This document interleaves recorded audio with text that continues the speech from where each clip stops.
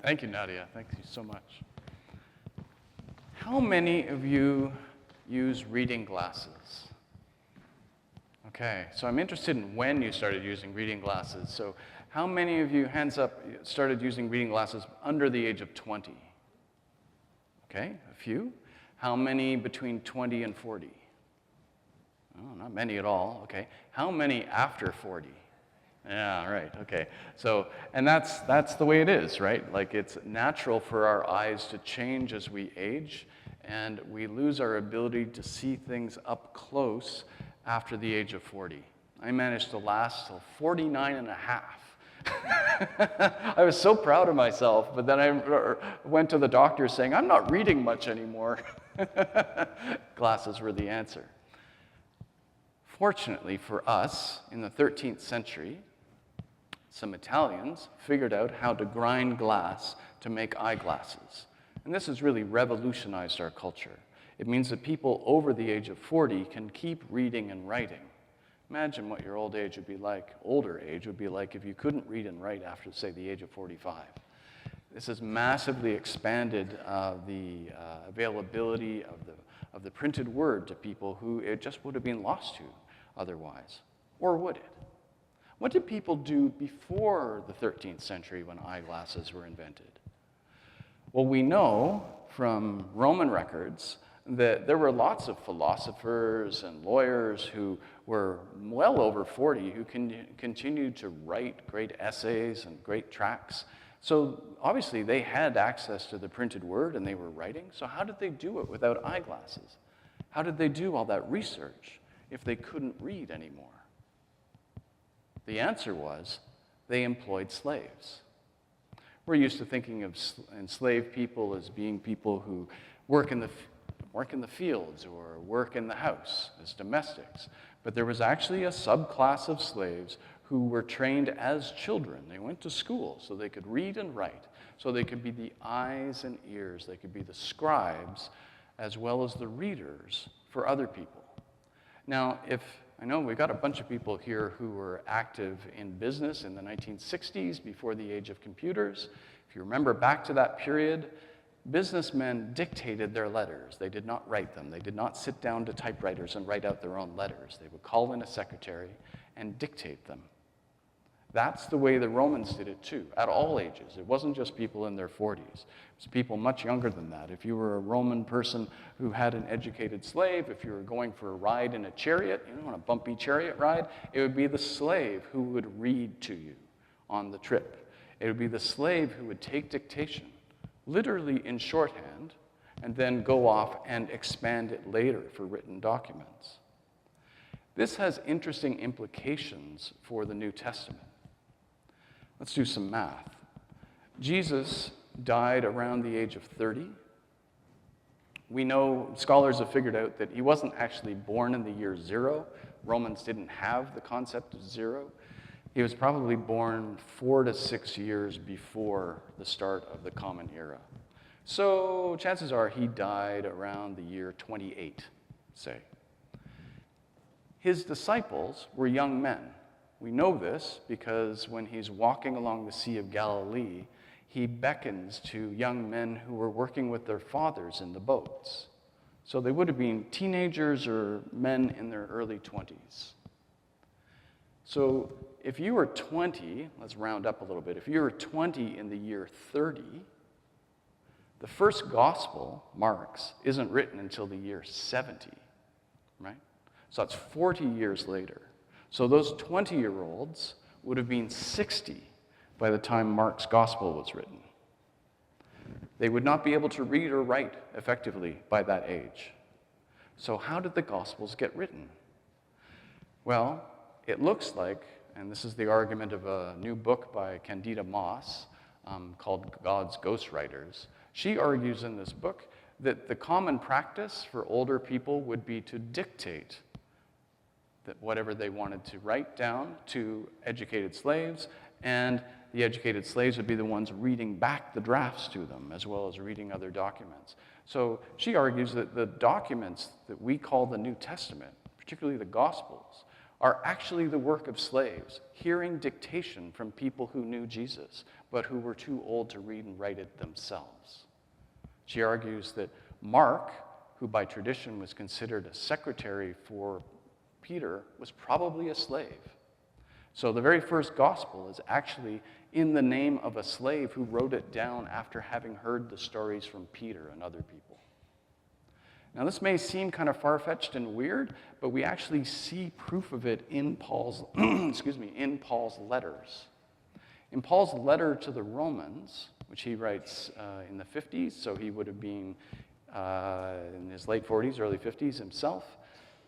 In his letter to the Romans, near the end, it's 16 chapters long, there's this line as he's signing off. I, Tertius, the writer of this letter, greet you in the Lord. So Tertius is the one who's writing it all down, and he is not Paul. That's why he writes it that way. And Tertius means third. It's not a proper name. It's not like Bob or Jeff. It's a title which slaves would be given. Think about slaves, that they were stripped of their identities. They didn't really have identities. So Tertius says, I'm the one who wrote down this letter, and I'm saying hi to you folks in Rome too, probably because he knew some of the people in Rome. All of this matters so that we can understand what's going on in today's scripture reading. Because Paul makes a point of saying that I have written this letter to Philemon in my own hand. Now, why would he do that? Well, in the letter, Paul is suggesting to Philemon that he free the slave known as Onesimus. If a slave were to forge a letter, that's what he would say, right? Make sure you free Onesimus. So Philemon, of course, is going to be suspicious that perhaps Onesimus wrote the whole letter because slaves write letters. So Paul instead writes it in his own hand. And in another one of Paul's letters, he writes a little chunk of it, and he says, you can tell that it is my handwriting because of my big letters. He has poor eyesight. He's an old man, so he writes really, really big. So Philemon has received a letter from Paul, which is written in big letters and is obviously from Paul's hand because no educated slave would write so badly. Okay? So Paul has written this letter. And the context is that Paul's in jail yet again because he's been preaching the gospel. And Onesimus, Philemon's slave, has run away from Philemon. We don't know why. And he's come to visit Paul in jail. And Paul likes Onesimus. He's met him before. He would have baptized all of Philemon's family. And baptism back then was you baptize one person, you get everybody else. So the leader of the household, Philemon, once he became a Christian, he would have said, baptize me, which would have meant baptizing everybody in his household. That would include the enslaved people. So Onesimus was baptized by Paul, so he knows Paul. So he runs away to Paul, and Paul takes on Onesimus's case. But it's interesting how he does it. He says explicitly, in a kind of paternalistic way to Philemon, you owe your life to me. You know, he's basically saying, I'm your spiritual father because I baptized you. So I could command you to free Onesimus, but I won't. I would rather you reach this conclusion on your own. Now, many of us have heard that voice before. Some of us have used that voice. It's a kind of parental voice where we go, I could tell you to do it, but I'd prefer you figured it out on your own. All of us, as human beings, start off as small children who are impulse-driven, very emotional, and we don't understand anything about life. So the early years of our life, as toddlers, we are subject to a lot of commands which we do not understand. Eat with your mouth closed. Don't throw your food. Don't hit your sister. All just commands. We don't understand why, but that's what mom and dad say, so that's what we're going to do. And then as children get older, we start to try and explain to the children why some things are against the rules. We don't leave food out on the counter overnight because it'll start to spoil and bugs may get at it. So put it away in the fridge. It takes a while, but hopefully, at some point, the children start to think for themselves and they start to understand the greater good. Just simple things. Maybe you come home one day as a parent and you find that the child has not only put the dishes away, which is their chore, something that is being commanded, but they've also cleaned up the fridge a little. Hallelujah. Or they've mowed the lawn, but they've also done some weeding. They're starting to understand the greater good of our household. Now, unfortunately, this stage of going from command to an understanding of the collective good, of using their will to do the collective good, doesn't always happen when they're still living in your house. Sometimes this doesn't kick in until they've got roommates and they're away at school. Or maybe when they move in with a lover. That's when they finally start to understand there's a collective good. But for most people, it kicks in. And this is one of the marks of maturity, where we start to understand that we're not just in it for ourselves, but that there is a greater good. And we need to think about that. So we don't have to command them all the time. They can actually start to think for themselves, and think for themselves in a way which is broader than just their own personal needs. Now, when you've got a whole bunch of adults living together in a neighborhood, this takes on an extra step. Let's say there's a new subdivision, and there's intersections that do not have stop signs. And the locals are expected to slow down and look both ways before they go through the intersection. But over time, it becomes clear not everyone is exercising their moral will in that way, and accidents start to happen, and God forbid, maybe a pedestrian or a cyclist gets harmed. So neighbors gather together and they say, hey, we need a speed bump, or we need a stop sign at this intersection. They lobby their local counselor says yes, and you got a stop sign. Our society is filled with rules and regulations which have originated this way. People used to just fly through the windshield during car accidents at high speed. Now we have seatbelts. When you go to the store and you pick up a canned good, there's all the ingredients listed, and it'll say at the bottom, contains soy or wheat or nuts. All of this because we're concerned for people who have celiac disease or are allergic to nuts. We have just an entire society defined by laws which are the end result of people saying, wait, we need to change this, and we need a law so people will obey and so we can protect each other. So the balance between will and law shifts so that we rely less on people's ethical will and more on laws to enforce ethical standards. We're living at a time now where that balance is starting to shift. More and more, conservative governments in particular, are saying there are too many laws and regulations. They're holding us back as individuals. The government is filled with red tape. If you recall, the Ontario government made the argument that the reason that we don't have enough housing is because there's too much red tape at the municipal level. If municipalities could just cut their red tape, and if we gave mayors strong powers so that they could overrule their own councils, maybe we could get more housing built. So that was the argument of the provincial government. In Florida, last week, you may have seen this in the news, the state declared that parents will no longer be required to vaccinate their children for them to go to school. It should be up to parents, apparently, to decide, using their ethical will, whether their child will be vaccinated or not. The United States government at the federal level is basically stripping away all sorts of regulations. The Environmental Protection Agency is basically being stripped down to the floorboards. The same is true for the IRS. All sorts of laws and entire government departments, which are the reflection of past groups of citizens saying we need to establish rules to keep us all safe, that's all being stripped away.